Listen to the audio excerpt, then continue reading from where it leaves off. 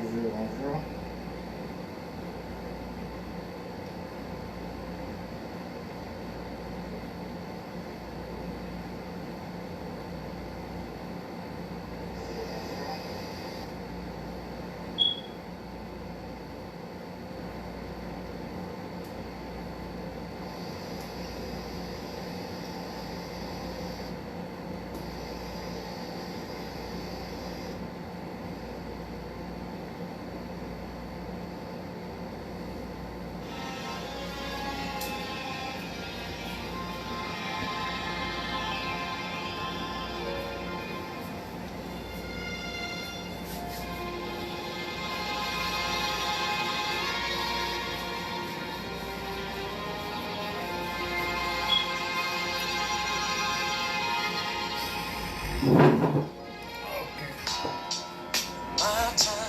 Bonjour, bonjour. Gary, salut. Ça va bien et la santé? Monsieur Eli, bonjour et la famille. J'espère que tout va. Oh, Monsieur Jackson Touré. Comment ça va et la santé? J'espère que vous avez tous passé un bon vendredi.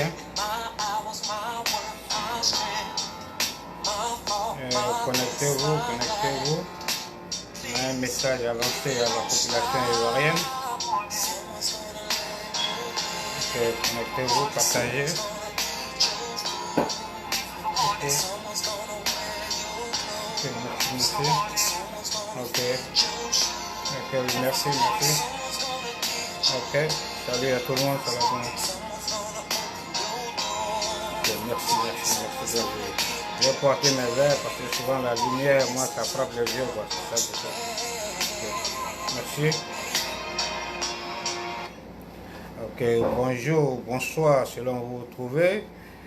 Chers abonnés, chers followers, je salue tout le monde selon votre position. Je salue M. Jackson Touré, salut mon frère. Eli, ça va bien? Je salue vous tous, Mr. Ruth Guelet, salut, comment allez-vous? Et le vendredi, le week-end, ça commence bien? Je salue tout le monde, je salue la famille de tout le monde et que Dieu nous apporte le bonheur et longue vie, la santé. Merci à tout le monde. Merci à tous ceux qui sont là pour suivre ce direct. Comme ça, on va passer un bon moment ensemble. Donc, partagez la vidéo, s'il vous plaît, et puis bon, on continue. Vous savez, c'est la Côte d'Ivoire, hein, c'est la Côte d'Ivoire qui gagne. Donc, sans plus tarder, on va aller dans le sujet.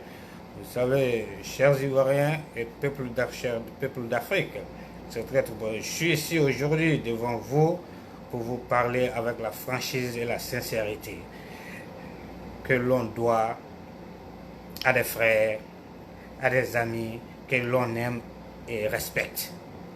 C'est ça la vérité. C'est de cela qu'il s'agit aujourd'hui. Moi, j'aime vraiment la Côte d'Ivoire, hein, comme vous aimez la Côte d'Ivoire aussi. Mais j'aime surtout aussi l'Afrique, parce que je suis africain et je respecte et j'aime tous les Africains comme vous aussi. Et cela est très très important. Salut Seba, ça va bien? Donc, ça c'est un point très important. Vous savez, entre la Côte d'Ivoire et ces pays frontaliers, l'histoire a tissé les liens d'une amitié que nul ne peut se défaire, ça c'est clair. Et cette amitié est forte et sincère. Donc faisons tout pour la préserver. Cela est important. Ouais. Donc, parce qu'aujourd'hui, j'ai un peu gros sur le cœur quand je vois aujourd'hui ce qui se passe en Côte d'Ivoire, ce qui est en train de se dire, les mouvements, hein, les troubles, tout ceci, vraiment, ça m'inquiète un peu. Ouais. Parce que vraiment, je veux dire à mes frères ivoiriens, à mes amis et à mes frères de l'opposition qu'il est temps de revenir à la raison et de se soumettre à la volonté de Dieu. Cela est très très important. Comprenez-moi? Parce que si vous regardez à la longueur de journée, c'est eux qui sont en train de parler de Dieu, Dieu, nuit et jour. Mais moi, je me demande, est-ce que ces gens-là obéissent vraiment à Dieu? Parce que c'est de là qu'il s'agit. Ces Ivoiriens de l'opposition, est-ce qu'ils obéissent vraiment à Dieu? Ces Ivoiriens xénophobes, est-ce qu'ils vous obéissent vraiment à Dieu? C'est là la question. Parce que, si vous remarquez, entre vous et moi, qui a établi l'autorité? Entre vous et moi, qui établit l'autorité? dans ce monde ici-bas? Qui établit l'autorité? Je crois bien, si je ne me trompe pas, c'est le Dieu. C'est Dieu qui établit l'autorité. Alors, si Dieu établit l'autorité, qu'est-ce que Dieu a dit? Il faut se soumettre à la volonté de Dieu. Parce que quiconque va s'opposer à la volonté de Dieu subira un châtiment. Ça, c'est clair. Ce n'est pas moi qui le dis. Ce n'est pas vous qui le dites. C'est la Bible qui le dit. N'est-ce pas? C'est vrai ou faux? C'est de cela qu'il s'agit. Merci, merci Seba. Donc, prenez, regardez autour de vous. Pourquoi le président Babo est à la CPI aujourd'hui? Pourquoi Blé Goudé est à la CPI aujourd'hui? Pourquoi Soro Guillaume est en exil aujourd'hui? Comme d'autres personnes, d'autres Ivoiriens. Pourquoi ils sont en exil?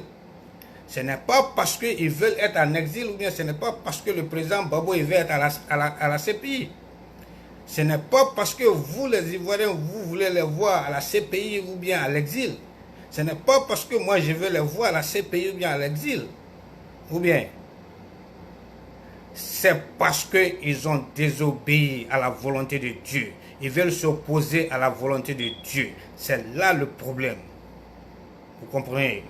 Parce que si Dieu a établi l'ordre et l'autorité et que tu veux t'opposer à la volonté de Dieu, mais tu vas subir un châtiment.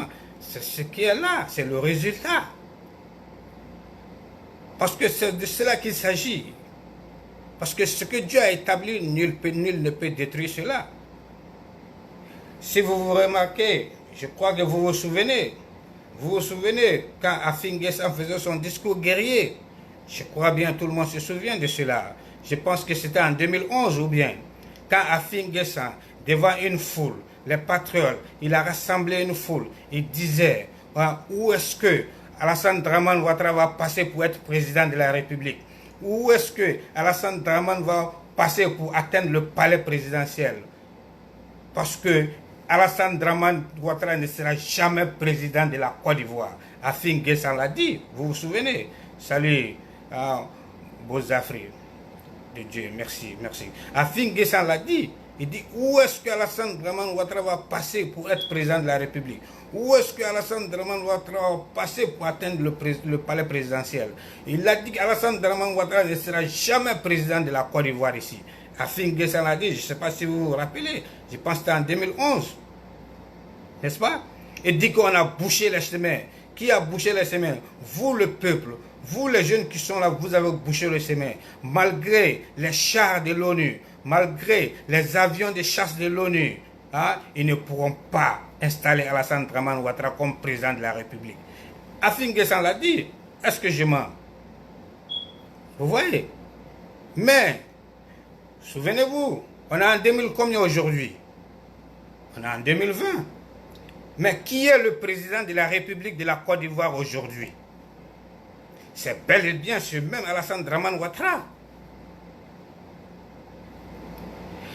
N'est-ce pas que le président Alassane Dramane Ouattara a été investi devant ce même peuple dont Afin Guessan leur disait que Alassane Ouattara ne sera jamais président de la Côte d'Ivoire?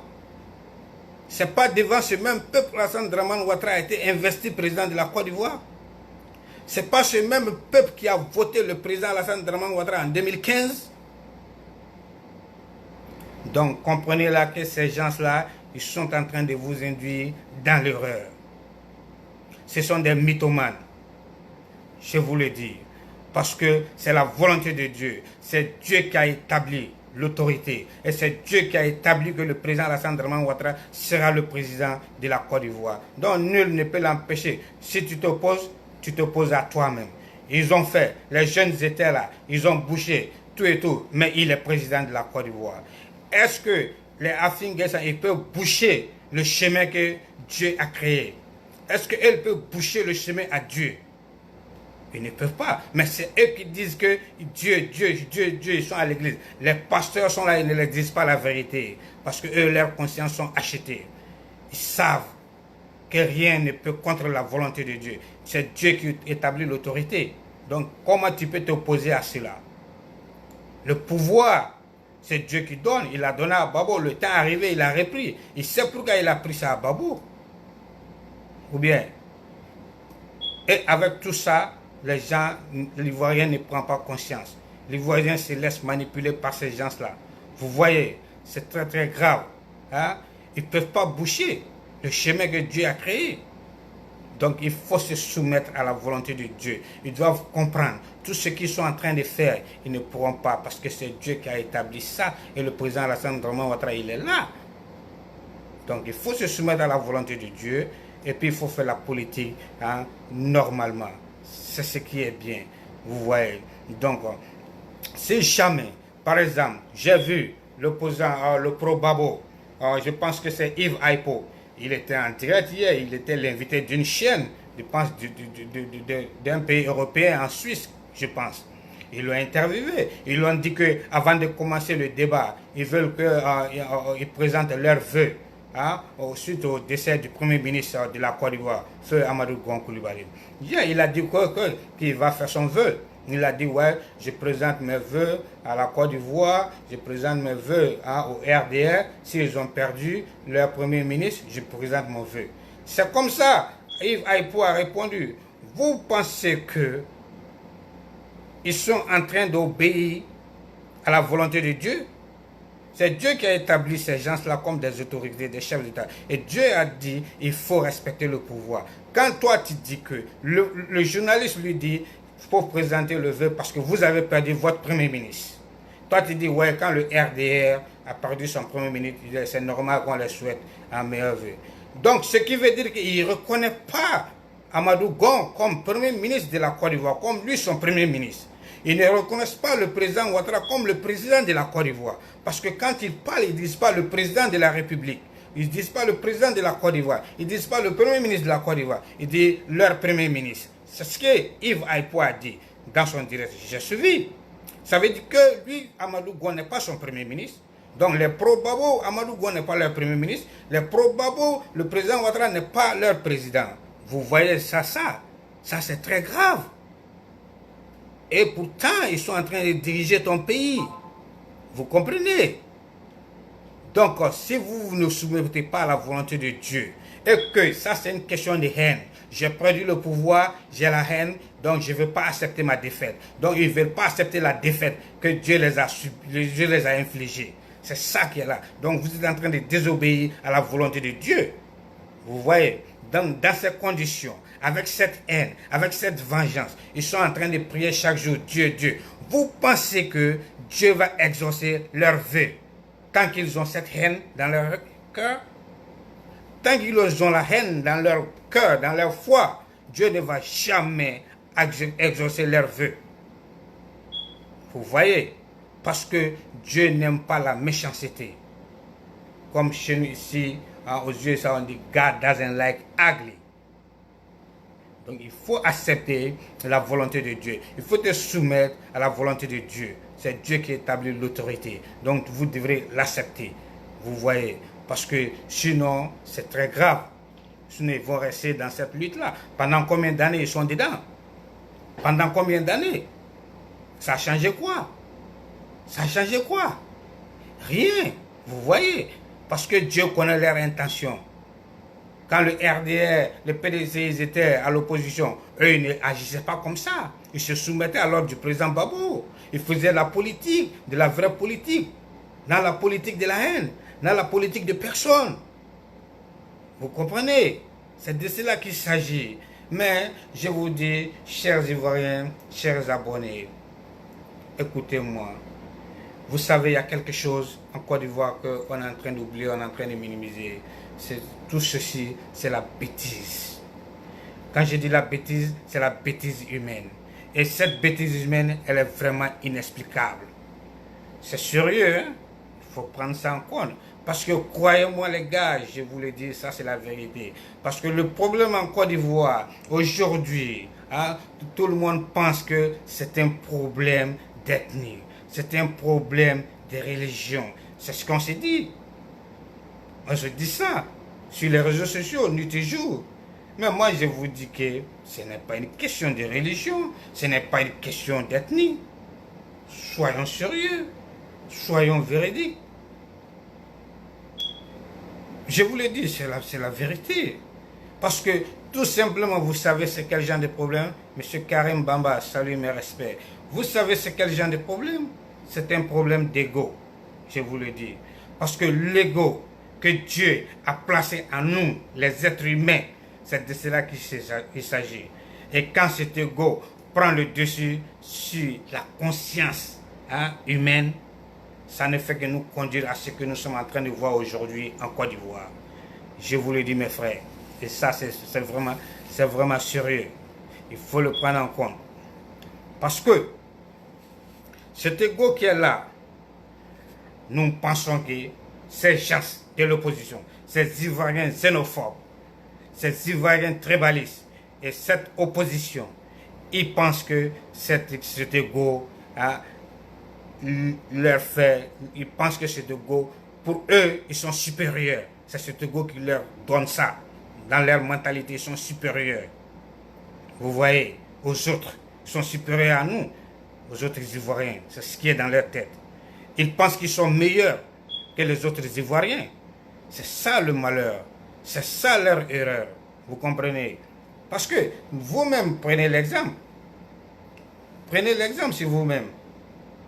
Dans votre propre famille, peut-être que la majorité de vous qui me suivez ici aujourd'hui, peut-être que vous n'êtes pas en Côte d'Ivoire, vous êtes aujourd'hui, ou bien vous êtes dans un, peut-être il peut y avoir d'autres pays, des nationalités qui me suivent, je ne sais pas, mais dans votre propre pays, en Côte d'Ivoire, que ce soit Libéria, Burkina ou Guinée, Sierra Leone, prenez l'exemple si vous-même en Côte d'Ivoire, en famille, dans votre propre famille, vous, la grande famille en Côte d'Ivoire, vous avez des frères, vous avez des sœurs, même père, même mère, ou bien même père, différentes mères, mais vous êtes la même famille, dans la même cour.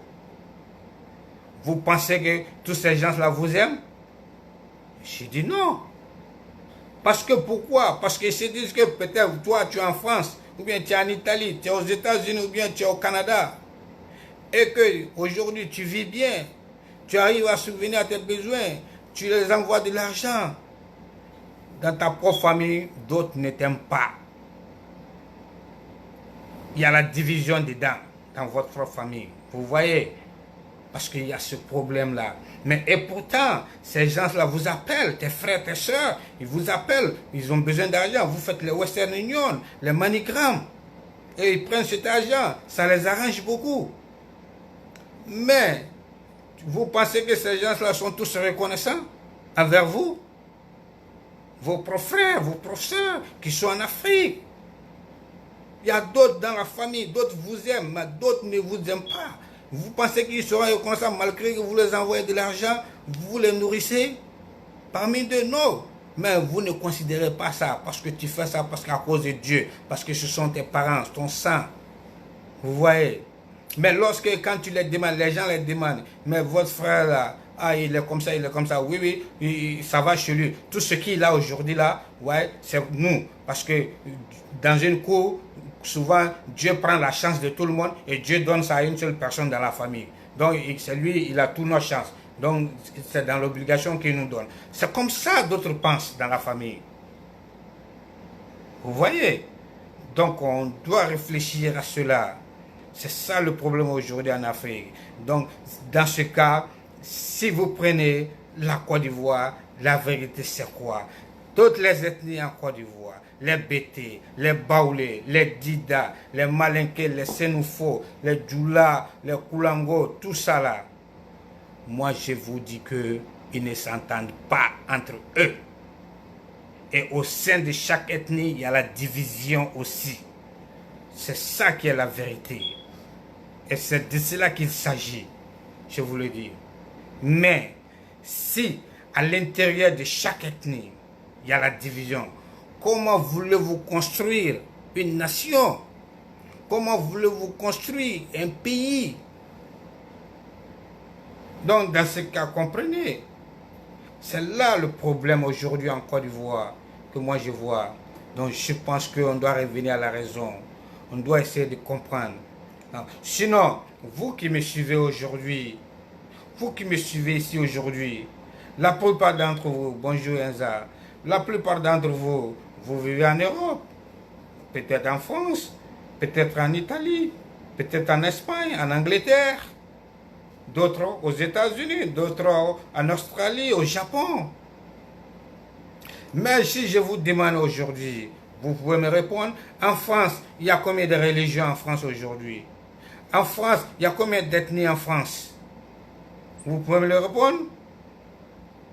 C'est là la question. Mais je ne peux pas parler de la France, de l'Italie, de l'Espagne, parce que je ne connais pas ces pays-là très bien. Mais je peux vous parler des États-Unis, parce que c'est là où moi je réside. Mais je vous parie qu'ici aux États-Unis, il y a une multitude d'ethnies. Il y a une multitude de langues que les gens parlent ici. Il y a une multitude de religions ici. Parce que les États-Unis, c'est un pays d'accueil. Ils aiment les étrangers. Ils accueillent les étrangers. Ils vous donnent leurs papiers. Tant que vous pouvez produire, vous pouvez travailler. Pour subvenir à vos besoins, pour payer vos taxes. Ça, eux, ça leur aide. Ça fait développer leur pays. C'est ça leur mentalité. Vous voyez, il y a toutes ces ethnies ici. Toutes ces langues ici que les gens parlent ici aux États-Unis. Vous voyez. Mais pourquoi ce qui se passe chez nous, hein, ça ne se passe pas chez eux? Vous pouvez me dire? Non, parce qu'ils ont créé l'union, l'amour de leur pays. Et cet amour, c'est basé aussi quoi? Il faut avoir l'amour de ton pays, la patrie. Ça, c'est le drapeau. Ils ont le drapeau américain. Un Américain, il a son drapeau sur sa voiture. Au travail, partout, ils ont leur drapeau. C'est ça qui fait leur union. C'est ça, hein, le cordon ombilical de cette union-là, ici, aux États-Unis. Moi, je vous le dis, et ça, c'est la vérité. Donc, parce que aujourd'hui, ils n'ont pas ces problèmes, parce qu'ils se sont imposés aussi une discipline, qui est ça, le drapeau américain, qui leur donne l'amour, qui fait l'union. C'est ça, hein, la discipline qu'ils ont posée. Donc, il est temps que nous, Ivoiriens, on s'impose aussi une discipline pour pouvoir bâtir une nation, un pays uni, pour qu'on puisse vivre ensemble. Tant qu'on ne fait pas cela, on sera toujours dans ces problèmes intercommunautaires, interethniques. Et on ne va jamais avancer, on ne va jamais se développer. Ça, c'est la vérité que je vous le dis. Croyez-moi, mes frères, chers Ivoiriens. Alors, parce que tant qu'on ne fera pas cela, quiconque va moi me parler de la nation ivoirienne, je vais dire à la personne que tu es un menteur. Tu es un menteur. Ouais, parce que ça c'est dû à nos mauvais comportements. Parce que, regardez, ce qui doit être dit, on ne le dit pas. Ce qui doit être fait, on ne le fait pas. Pourquoi? Hein, pourquoi? À cause des valeurs subjectives, on trouve des gens, hein, comme des gens de l'opposition, des Ivoiriens xénophobes, qui disent, oui, c'est bien, mais jusqu'à quand ça sera bien? Jusqu'à quand? C'est de cela qu'il s'agit. Jusqu'à quand? On doit se réveiller, on doit réveiller nos consciences, on doit oublier ces trucs, hein? Vivre ensemble, le monde a changé, le monde est mixte aujourd'hui, multicolore. Comment pensez-vous, hein? Quelqu'un qui est né en Côte d'Ivoire, on vient lui dire qu'il n'est pas ivoirien. Comment pouvez-vous construire cela? Quelqu'un, vos enfants, vous êtes en Europe, tu trouves ton enfant en Europe, tu as un enfant en Europe qui est né en France, est-ce que les Français vont lui dire qu'il n'est pas français? On doit sortir de cet esprit parce qu'on est esclave de notre esprit. Nous les Africains, nous les Ivoiriens, on est esclaves de nos esprits. On doit commencer à travailler sur cela. On doit commencer à être éduqués. On doit commencer à s'aimer pour qu'on puisse vivre ensemble. C'est un message fort. J'aimerais que vous partagez la vidéo pour que ces gens puissent comprendre. Ces gens de l'opposition, ces Ivoiriens xénophobes, hein, ces Ivoiriens tribalistes, qu'ils puissent comprendre s'ils aiment vraiment leur pays, s'ils ont l'amour de leur pays. Vous comprenez qu'ils s'arrêtent, ils se soumettent à la volonté de Dieu. C'est Dieu qui établit l'autorité. Nul ne peut empêcher cela. Dieu a établi le président Alassane Draman Ouattara, il est toujours présent. Ils ont beau tenter, tout et tout, il restera là. Le jour où Dieu va décider qu'il ne sera plus président, il va changer. Tu ne peux pas forcer. Quand Dieu veut frapper un pays, Dieu frappe le pays, il ne trie pas, Dieu ne calcule pas. Dieu n'a pas pitié, il n'y a pas de sentiments dedans. Dieu ne fait pas de sentiments et de l'émotion. Quand tu commets un crime, quand Dieu veut te tuer, il te tue. Quand Dieu peut envoyer le malheur sur un pays, il envoie sur tout le monde, sur le pays. Il ne trie pas que lui là il a bon cœur, lui là il n'a pas bon cœur. Il frappe sur le pays. C'est comme ça que Dieu fait. Vous voyez. Donc l'être humain doit comprendre, ses opposants ils doivent comprendre. Ils doivent revenir à la raison. Ils doivent comprendre que l'Afrique, c'est un continent, que nous sommes tous africains. Comment vous pouvez concevoir qu'un Ivoirien qui traite d'autres Ivoiriens de Hausa, comment vous pouvez concevoir un Ivoirien qui traite ses frères, ses pays frontaliers, que ce sont des étrangers? Comment vous pouvez comprendre un Ivoirien qui parle de génocide, je vais aller exterminer tous les étrangers? Est-ce que cela est sérieux? Est-ce que cela est humain? Est-ce que ces gens-là, ils pensent à Dieu? Et ce sont eux qui disent qu'ils vont à l'église chaque jour. Ils disent qu'ils connaissent la Bible. C'est sérieux? Nous sommes tous êtres humains. Pourquoi les pays américains, les pays français sont en avance? Pourquoi ils sont développés? Pourquoi les économies gonflent de jour en jour? Parce que c'est à cause des étrangers. C'est à cause de nous qui vivons dans les pays. On travaille dur, on paye les taxes, on paye les impôts. Ça les arrange. C'est ça un pays. Le secteur privé est plus développé dans les pays développés que le secteur public. Le secteur privé donne plus d'emplois que le secteur public. Le secteur privé embauche plus de personnes que le secteur public dans ces pays développés. Voilà pourquoi. Mais comment nous, on peut dire qu'on va chasser les étrangers? Comment on traite d'autres Ivoiriens qui sont des Ivoiriens qui traitent des Ivoiriens des Ivoiriens? Pensez-vous que ce qui s'est passé aux États-Unis ici, pensez-vous que ces Ivoiriens xénophobes, ils sont plus mieux que ces Américains? L'Américain policier blanc qui a tué l'Américain noir ici, l'Américain policier blanc qui a tué George Floyd ici, l'Américain noir ici, qui n'a pas protesté? Tous les Africains ont protesté, tous les Noirs du monde entier ont protesté, n'est-ce pas que vrai? Alors, ils ont protesté pourquoi? Que parce que c'est de l'injustice, que parce que c'est du tribalisme, de la xénophobie. Ils ont fait ça. Mais quand je regarde ça, j'ai ri, ça me fait rire. Parce qu'ils ont fait ça. Même ce Don Giovanni, il a fait une vidéo sur ça. Il dit le policier blanc a tué l'Africain, que c'est de l'injustice, du tribalisme. Don Giovanni a fait une vidéo sur ça. Et quand je vois ce même Don Giovanni qui traite d'autres étrangers aujourd'hui en Côte d'Ivoire de partir, ils vont aller les tuer. Mais ça me fait rire. Je ne comprends pas. Donc dans ce cas, pensez-vous que ce policier blanc, ce Don Giovanni et les Virginie de Monaco consortent ces Ivoiriens tribalistes, pensez-vous qu'ils sont, ils ne sont pas plus xénophobes que ce policier américain blanc? Ils sont plus pires que ce policier américain blanc. Ils sont plus racistes plus que ce policier américain blanc. Parce que le policier américain blanc, lui, il est blanc, il a tué un noir. Mais eux, ce sont des noirs. Comment vous pouvez concevoir qu'un Africain noir va tuer un autre frère africain noir dans un pays noir, sur un continent noir? Comment vous pouvez comprendre cela? Entre ces deux, qui est le plus raciste alors? Entre ces gens, ces Don Giovanni, la Virginie de Monaco, ces Ivoiriens xénophobes et le policier américain blanc, qui est le vrai raciste maintenant? Pouvez-vous me répondre? Salut l'impôt. Merci. Qui peut me répondre à cela? Regardez en face de vous. Donc, nous, Africains, on est plus racistes que ces blancs. On est plus racistes que ces blancs. Parce que moi, je n'ai pas vu les Américains manifester ici que Obama a été président de la République ici. Mais pourtant, le père d'Obama n'est pas né aux États-Unis. Son père vient du Kenya, dirait, vous tous, vous le savez. Mais il est né ici. Il a été président des États-Unis. 2 mandats. Ils n'ont pas protesté. Ils n'ont pas dit que ce n'est pas un Américain. Vous comprenez cela? Cela est très, très important.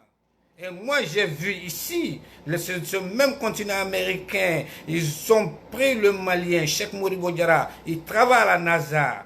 Ils lui ont donné l'opportunité. Ils lui ont donné l'opportunité d'exprimer son talent. Ils lui ont donné l'opportunité d'honorer l'Afrique noire. Mais nous, Africains, Ivoiriens, on dit que d'autres sont des étrangers. Donc, qui est raciste entre nous, Ivoiriens, et les Blancs? Nous sommes plus racistes que ces Blancs-là, alors. C'est la vérité. Vous comprenez? Donc, nous, on doit comprendre que le monde a changé. On doit comprendre que l'Afrique appartient à tous les Africains. On doit comprendre aussi que ce problème d'étrangers, on doit bannir ça. Parce que c'est ça qui fait gonfler l'économie d'un pays. C'est ce qui fait avancer un pays. Mais tant que nous avons ces idées, nous sommes esclaves de nos idées, on ne va jamais arriver, on ne va jamais se développer, on ne va jamais atteindre l'Occident. Parce que l'Africain, si tous les Africains ne sont pas des diables, tous les Blancs, si tous les Africains ne sont pas des anges, je vais dire que tous les Blancs ne sont pas des diables. Comprenez? C'est de cela qu'il s'agit. On doit s'aimer. On doit songer à cela. On doit cohabiter ensemble pour avoir une nation prospère. On doit subir Dieu. Quand il dit que tu es un croyant, quand il dit que tu es un musulman, tu es un chrétien, tu crois en Dieu, tu dois te soumettre à la volonté de Dieu. Et la volonté de Dieu, c'est là, c'est lui qui l'établit. Dieu établit l'autorité. Quand Dieu établit l'autorité, il faut te soumettre. Parce que tu ne peux rien contre. C'est Dieu qui l'a voulu. Moi, c'est ce que je vais à vous dire, à vous les Ivoiriens, à tous les Africains, que réveillons nos consciences. Parce que ces gens-là, ces politiciens, ce sont des menteurs. Blé Goudé a fait des meetings. Il a dit que c'est Dieu qui les protège. Quand il faisait son meeting galvanisateur pour les patriotes, il dit qu'ils sont rassemblés ici, que Dieu nous protège. C'est à cause de Dieu que le pouvoir du président Gbagbo est protégé. Mais je vous dis que Dieu ne l'a pas protégé. Parce que si Dieu avait protégé Blé Goudé, il ne serait pas à la haie. Parce que Dieu ne l'a pas fait. Pourquoi? Parce qu'il voulait s'opposer à la volonté de Dieu. Donc les pasteurs sont là. Ce n'est pas moi qui le dis, c'est la Bible qui le dit. L'autorité, c'est Dieu qui l'établit. Et quiconque veut s'opposer à la volonté de Dieu, tu vas subir un châtiment. Et ça, c'est leur châtiment. Mais tant qu'ils ont la haine, tant qu'ils ont la vengeance, et qu'ils disent Dieu, Dieu ne va jamais exercer leurs vœux. Parce que Dieu n'aime pas la méchanceté. God doesn't like ugly. Yeah, I'm telling you again. C'est ça la vérité. Et c'est de cela qu'il s'agit. Mais je vais vous dire quelque chose. Si vous voulez la paix en Côte d'Ivoire, si vous voulez la sécurité collective, si vous voulez le règlement pacifique des conflits interethniques, intercommunautaires entre nous, si vous voulez mettre fin à vos vengeances et à votre haine envers le président Ouattara, je vous dis, chers Ivoiriens, c'est à vous de le décider. Parce que personne ne viendra le faire à notre place. C'est de cela qu'il s'agit. C'était mon message aujourd'hui à vous lancer pour vous faire comprendre la situation qui se trouve aujourd'hui en Côte d'Ivoire. Partagez la vidéo massivement. Merci beaucoup. C'était Seydine Defila. On se reprendra pour une autre vidéo. Merci à tous ceux qui ont suivi mon direct. J'espère que vous avez aimé. Et j'espère que vous allez la partager au maximum. Et que Dieu bénisse la Côte d'Ivoire. Dieu bénisse tous les Ivoiriens. Dieu nous donne tous longue vie et plein de santé et de prospérité. Ouais, que Dieu fait propulser la Côte d'Ivoire en avant. Et que Dieu nous donne tous de bon esprit et de bon cœur. Merci beaucoup. Je vous remercie. On se reprend pour une autre vidéo. C'était Seydine Defila. Thank you. Bye bye. Merci.